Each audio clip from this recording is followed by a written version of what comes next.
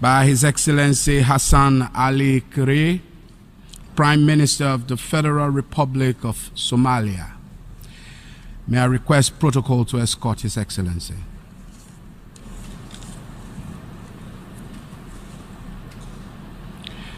I have great pleasure in welcoming His Excellency Hassan Ali Khayre, Prime Minister of the Federal Republic of Somalia, and I now invite him to address the General Assembly. Thank you. Bismillah ar-Rahman ar-Rahim. Mr. President, Mr. Secretary General of the United Nations, honorable delegates, excellencies, ladies and gentlemen. It is an honor to address the 72nd session of the United Nations General Assembly.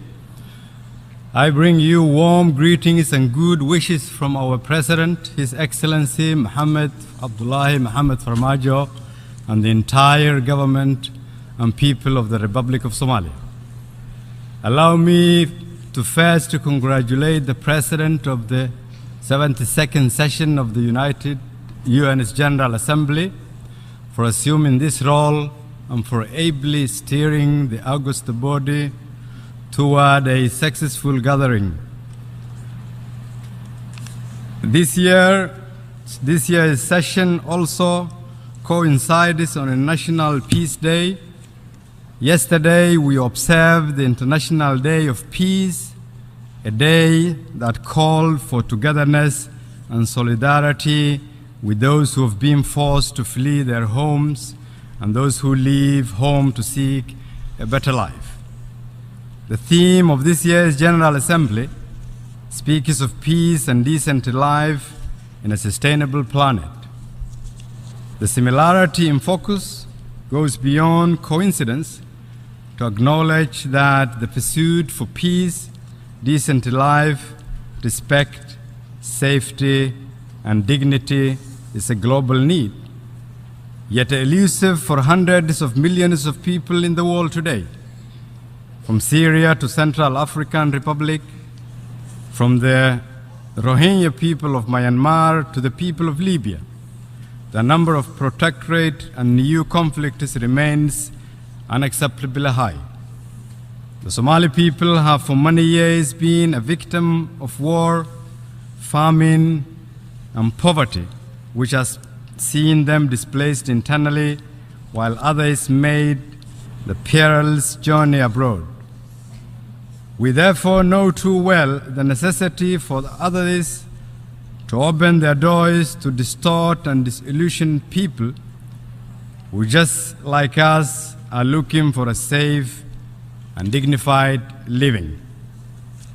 I take this opportunity to thank all those who, even in challenging times, continue to uphold this spirit of oneness, of sharing and caring.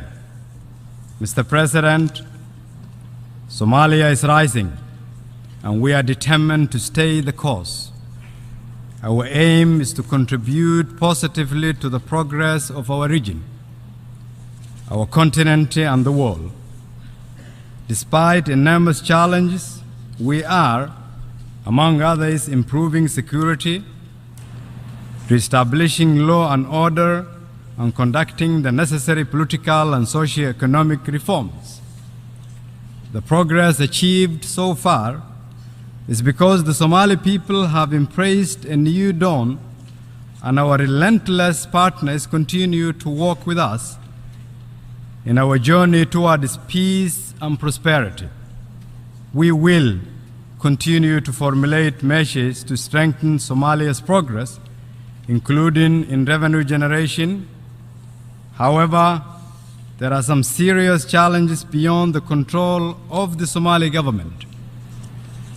Debt relief would have the effect of unlocking concessional financing, attracting foreign investment, and providing an opportunity that is critical to sustaining our reform efforts and consequently reinvigorate our economy.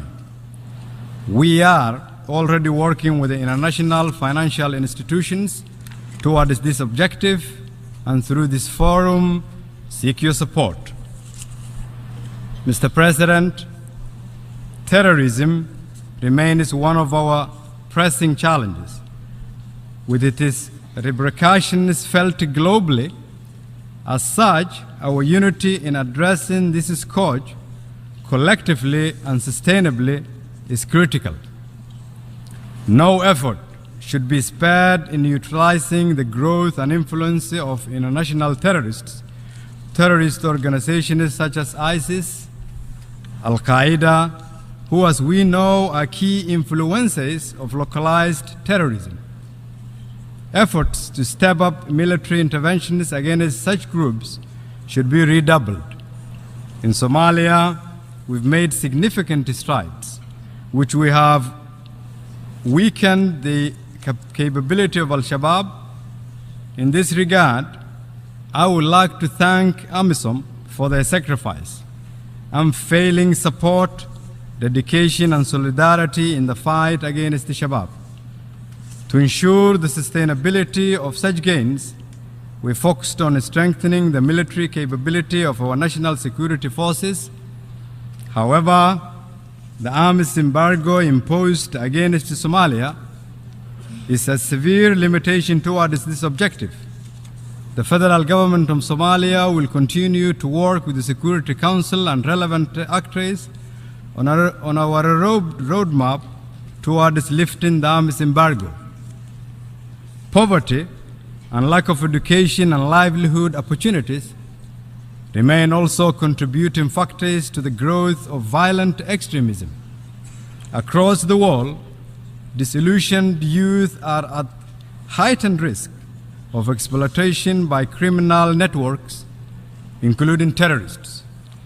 The urgent need to invest in education, skills building, and livelihood opportunities for our youth is crucial. Addressing these key strategic elements to counter terrorism is an enormous task which requires a holistic approach and resources to match. We continue to call upon friends of Somalia to help us in this important undertaking. Mr. President, we cannot talk about sustainable planet without demonstrating commitment to make this world livable for ourselves and the future generation. Somalia is one of the countries ravaged by a vicious cycle of man-made and natural disasters created directly by environmental degradation. Rains are scarce, leading to crop failure and death of livestock, which subsequently leads to drought and famine. Currently, the humanitarian situation of millions of Somalis remain fragile as the bite of the current drought, which still threatens to develop into famine, continues. Our national development plan stipulates a clear and realistic roadmap to breaking this vicious cycle. However, Somalia and many other countries who are on the receiving end of climate change are unable to find the resources required to tackle this ever-growing problem. In this regard, we urge all member states to continue improving the Paris Climate Agreement, which has the potential to mitigate the effects of climate change. Similarly, developing countries such as ourselves need investment in long-term initiatives, including infrastructure, development, water conservation, innovative food and livestock production, and creation of livelihood opportunities. Mr. President, we need to get a better streamlining global development and aid structures, especially for fragile states. We need to revisit the prevailing paradigms and take bold and innovative steps to improve this architecture.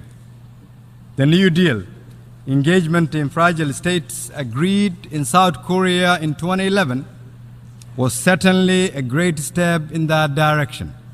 Somalia fully embraced this agreement. Yet, With all its strength, the New Deal for fragile states needs improvement. That said, the mutual accountability principles embedded in the framework are exactly what fragile countries like us need. Oftentimes, pledges are made only to be neglected later. That should not happen, as fragile countries rely on such support to rebuild their state. Conversely, development partners are often frustrated with the weak transparency and accountability institutions that exist in fragile states. That is a legitimate concern, and we as a fragile nations need to do better by tackling corruption and plugging the leakage. Somalia has recently taken bold steps to address corruption. The anti-corruption bill, critical for putting in place measures for good governance and accountability, has been approved by my cabinet and tabled for enactment to the parliament. The leadership of my nation has also reiterated its zero tolerance to corruption. Also relating to this issue and funding generally, we must find predictable funding for non-UN peacekeeping missions. This is particularly true for AMISOM in Somalia. For over a decade, they have registered tremendous success, yet they continue to operate in uncertainty of funding each year. We believe that investment in peacekeeping is worthy investment in peace building and state building. And we have seen the positive outcomes of this investment in Somalia. I look forward to engaging our partners on this matter in the coming weeks and months. Mr. President, distinguished delegates, excellencies, ladies and gentlemen, a fundamental element of peace building and state building is how any country treats its marginalized and voiceless. Women are crucial in decision-making and investment in society.